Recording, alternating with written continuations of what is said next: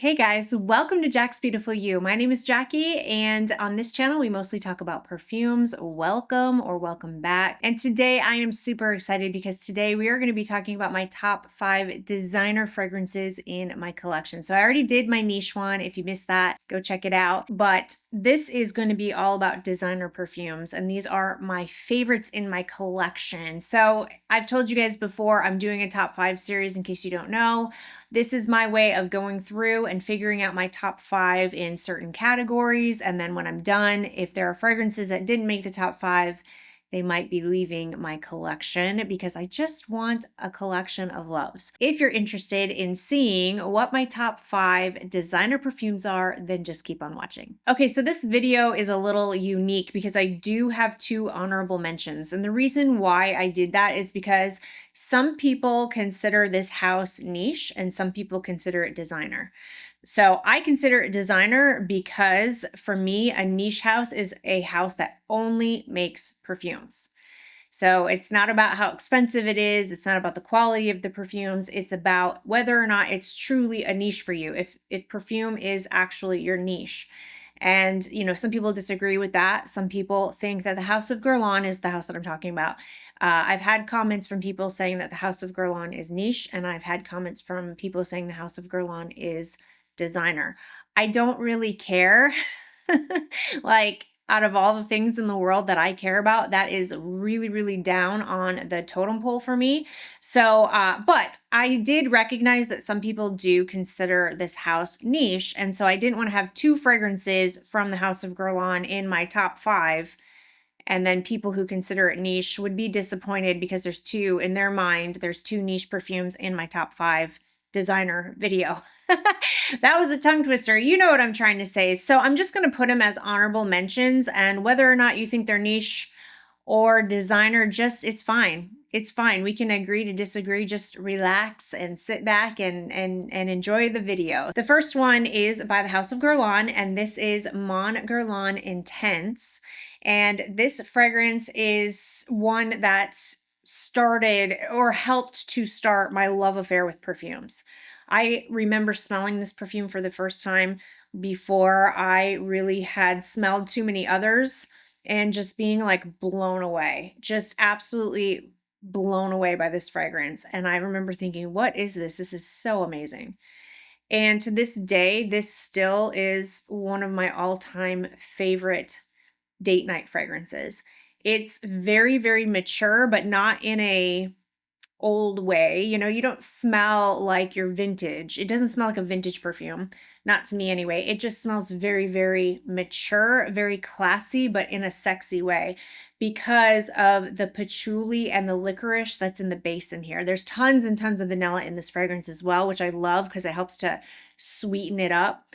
But the patchouli and the licorice in the base gives it a sexy depth that I just absolutely adore. And I've noticed that I love that combination of patchouli and licorice in the base of a lot of fragrances, especially when it's paired with vanilla. There's also lavender in here, which is a note that typically, or not, sometimes can be in men's fragrances that kind of smells a little bit more masculine, but they made it smell incredibly feminine in this fragrance. This is lavender done in a very, very feminine way. And I just absolutely love this fragrance. Amazing performance. I love it for sexy, classy date nights. When we're going to go to like a fancy, fancy restaurant, this just smells like quality to me. And I can't get enough of it. Plus, I love the color of the juice. It's so pretty. And this is just one I will always want in my collection. So that is by Guerlain, Mon Guerlain Intense. And then, of course, we have by Guerlain again. This is Spiritueuse Double Vanille or Double Vanille. And this fragrance, whether you consider this designer or niche, it is absolutely outstanding in my opinion. This is my favorite vanilla in my collection. And I just have to have this, unfortunately for me, because they keep raising the prices, but I'll always I'll buy another bottle of this when I'm out because this is just my favorite. It's everything I love in a fragrance. It's got some rum, so it's boozy, but not too boozy. You know, it doesn't smell like you spilled a drink on you or anything. It just has that sexy, boozy feel to it. And then lots and lots of rich vanilla, but not in a cupcakey gourmand way. It's classy. It's also has a lot of woodiness to it as well. So it's a woody vanilla. So boozy, woody vanilla is mostly what I get from this. Again, super classy, super sophisticated, which is kind of, in my opinion, rare for a vanilla. Usually vanillas, like straight up vanillas, are more on the like gourmand, playful, fun, yummy kind of side or whatever, but this is more like a fancy restaurant. I wore this out to my anniversary. You know, we went to a really fancy dinner and this is what I chose for our anniversary because it has that kind of feel to it. It's that special occasion kind of fragrance. So, so good. The performance was not amazing when I first got it, but now that it's, you can even see how dark the juice is now.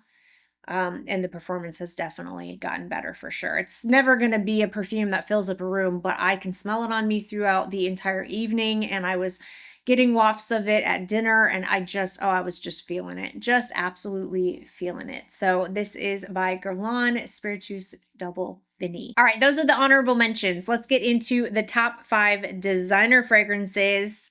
Here we go. In no particular order, we have, this one has risen up really, really far. Every time I wear this, I just fall madly in love with the fragrance more and more and more. And I cannot deny how much I love this fragrance. This is Cashmere and Palo Santo. It broke the internet in 2024. Everybody was raving about it. And I did blind buy this. And wow, was this a successful blind buy? Oh, it smells so good. I had a feeling I was going to love it. So that's why I took a chance and just blind bought it, because this fragrance is full of vanilla, which I love. I'm a big vanilla person.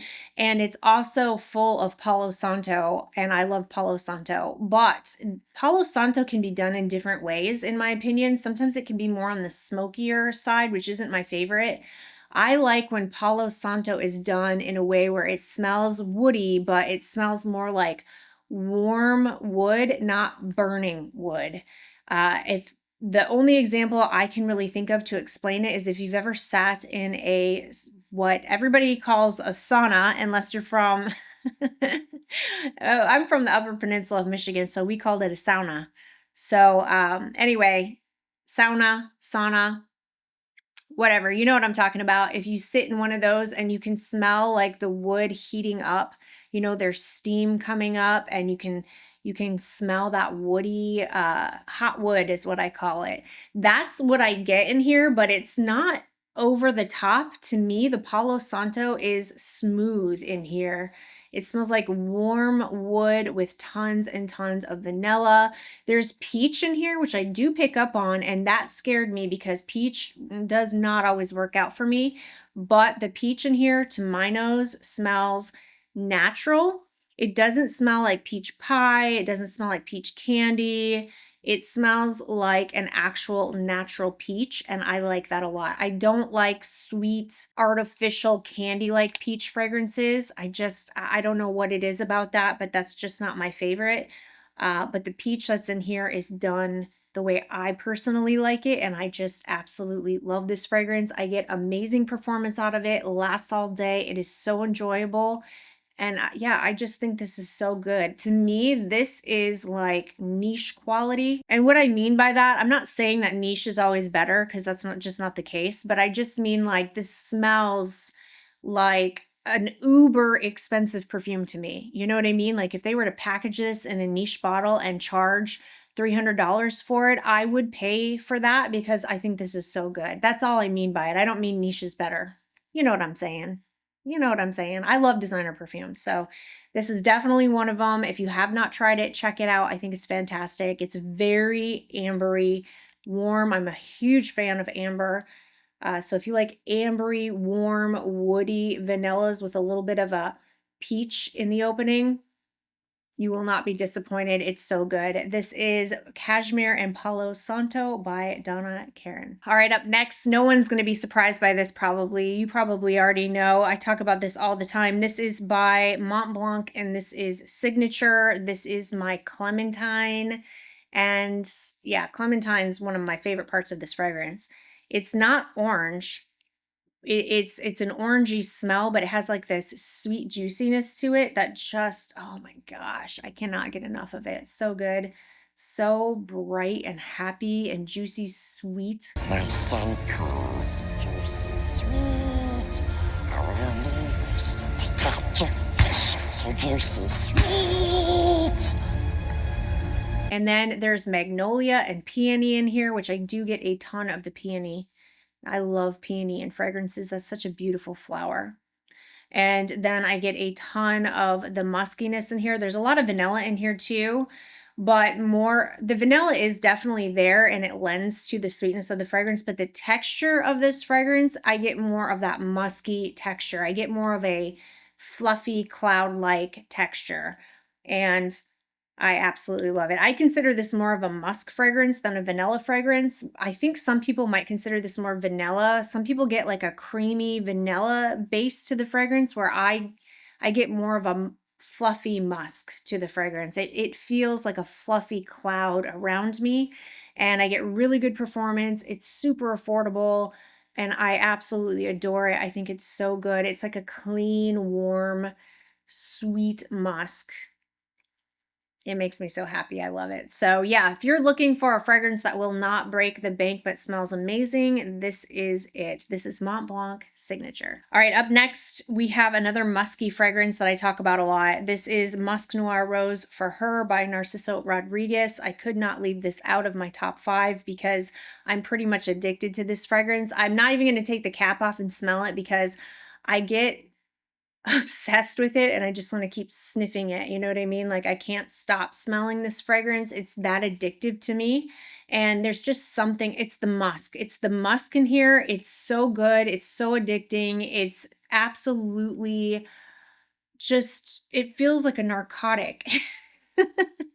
I mean, it actually feels like a narcotic, like there's some sort of addictive quality in the fragrance, and it's so good. And I love the rose, but more than that, I love the plum in here. The plum in here is just ripe enough that it smells ripe, but not to the point where it smells rotten. And it's sweet. It's a sweet, ripe, but not overly ripe plum. It's perfection. And I absolutely adore it. I get good performance out of it. It leaves another kind of like cloud-like musky, clean musky feeling that I feel is very addictive to men. This is a men magnet perfume, and really this would be a great perfume to wear on a first date.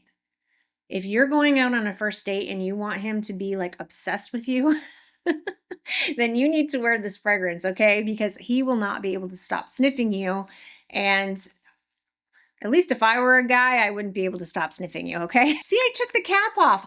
Look at how little willpower I have. Do you see that? Do you see that? Yes, I love this perfume. Amazing performance. If you like rose, musky, feminine, fruity fragrances with some vanilla in the base, you're gonna love this. This is Musc Noir Rose for Her by Narciso Rodriguez. All right, guys, and then we have by Dolce & Gabbana, this is Devotion, and this is the OG Devotion. This is not the intense version. This one is so good. I'm a huge fan of the scent profile for starters. A lemony, citrusy, gourmand-ish kind of fragrance is definitely up my alley. I have a lot of this scent profile. However, I don't consider this in the same family as my citrusy gourmands per se, because to me, this has too much orange blossom in it to be a gourmand. Yes, it smells gourmand-ish. It has gourmand qualities to my nose. I definitely get that vanilla in the base, and it's more like a cupcakey vanilla. So I get what people mean when they say this smells like lemon cheesecake or lemon cupcakes. I totally understand what they're saying, but this has a ton of floral orange blossom in it that I pick up on that just, it makes it more of a semi-gourmand than a full-on foodie gourmand to me. Now, I'm a huge gourmand person, so I have like my distinctions, you know what I mean? If you're not, you might not care about that distinction. But just so you know, I get a lot of the floral aspect of this fragrance, and I just think it's so, so good. The orange blossom in here does help to make this fragrance more of an all year round fragrance instead of something I consider just straight up gourmand for fall and winter. I could see myself wearing this in the spring as well because of the orange blossom. I don't find it to be too thick or too heavy. I really love the citruses in here because I love that it's not just lemon. There's more than lemon in here. I think there might be orange and maybe some grapefruit or something like that. And I pick that up. I pick up citruses, not just lemon in the opening, which I also find to be kind of unique because a lot of other fragrances are just like straight up lemon.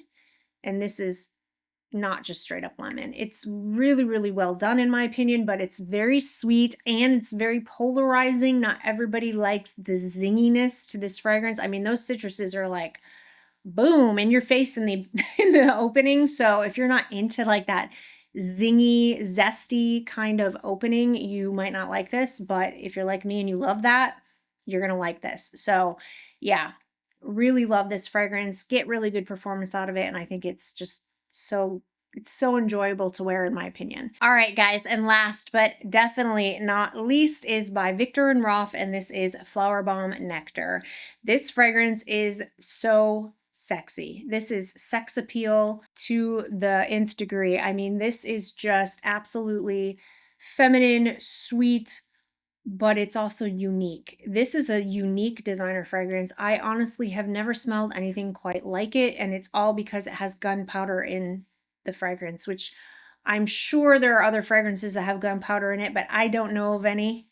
And so for me, it's like, what am I smelling? That is so interesting. It's just such an interesting and uber, uber sexy fragrance. There is some flower bomb OG DNA in here, but this goes in its own direction. I can tell it's a flanker of, but it's not flower bomb. It doesn't dry down to smell like flower bomb. You know what I mean? Like they did a really good job with this flanker because yes, I can see how it resembles flower bomb, but it's its own perfume. So it's not repetitive if you own both, but it still has a flower bomb ish feel to it. You know what I mean? Anyway, they did a fantastic job with this. This is a beast mode fragrance. It's very, very strong. It's definitely more for cooler weather for me. I don't think I could wear this in hot weather, but I love to wear this on a sexy, like a cold night, and I'm going on like a sexy date night with my husband. I love to wear this. I don't need very many sprays because it is so strong that I don't want to choke everybody out. So I only do a couple sprays. That's why this this bottle is lasting me forever because I really don't overspray it, but this is so enjoyable for me. It's a floral patchouli, but it's a clean patchouli. It's not earthy to me at all. It's a very clean, warm patchouli with lots of vanilla, florals, and that really, really interesting gunpowder note in the opening that just gives it that extra push into the sexiness department. Absolutely, if you have not tried this, you need to get your nose on it. One of the most unique designer fragrances in my opinion, and I feel like this is so unsung. So underrated. I just don't hear enough people talking about it, and it really, truly deserves some love and attention. So this is by Viktor and Rolf, Flower Bomb Nectar. All right, guys, that's it for today's video. Those are my favorite designer perfumes in my collection, and I want to hear from you. What do you think of these fragrances? Do you like them? Do you love them? Do you hate them? Did you know that these were going to be my top 5, or did you think that there was going to be something else? Were you surprised that something else wasn't in here? Let me know all your thoughts and opinions in the comment section. I love to hear from you guys. Also, let me know what your top 5 designers are as well. I definitely want to hear that. And again, thank you for watching. If you liked this video and you found it helpful, please give it a thumbs up. Don't forget to subscribe to my channel, and hopefully I will see you in my next video. Bye.